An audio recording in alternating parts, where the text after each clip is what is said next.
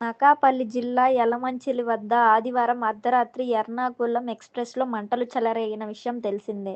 ఈ ప్రమాదంలో ఒకరు మరణించగా సుమారు 2,000 మందిని మరో ట్రైన్‌లో సురక్షితంగా వారి వారి గమ్యస్థానాలకు చేర్చారు. ప్రమాదం నేపథ్యంలో విశాఖ నుంచి విజయవాడ వైపు వెళ్లే పలు రైళ్లతో పాటు విశాఖకు రావాల్సిన మరికొన్ని రైళ్లు నిలిచిపోయాయి. కొన్ని ఆలస్యంగా నడుస్తున్నాయి. ప్రమాదం నేపథ్యంలో విశాఖ నుంచి విజయవాడ వైపు వెళ్లాల్సిన east coast, Bengaluru, Humsafar, Shalimar, Charlapalli, Uday express, Puri, Tirupati, Visakha, Lingampalli, Visakha, Guntur express రైళ్లు సుమారు 3-4 గంటలు ఆలస్యంగా నడుస్తున్నాయి.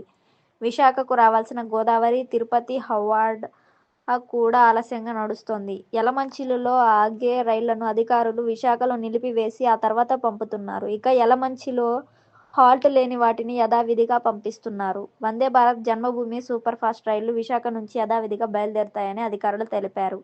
అర్ధరాత్రి టాటా ఎర్నాకులం ఎక్స్‌ప్రెస్‌లో అగ్ని ప్రమాదం చోటు చేసుకోవడంతో పలు రైళ్లు ఆలస్యంగా నడుస్తున్నాయి.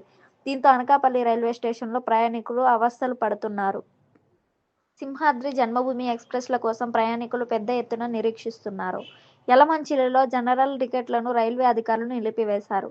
కేవలం రిజర్వేషన్ వారికే అనుమతి ఇస్తున్నారు. ప్రత్యామ్నాయ ఏర్పాట్లు చేసుకోవాలని ప్రయాణికులకు సూచించారు.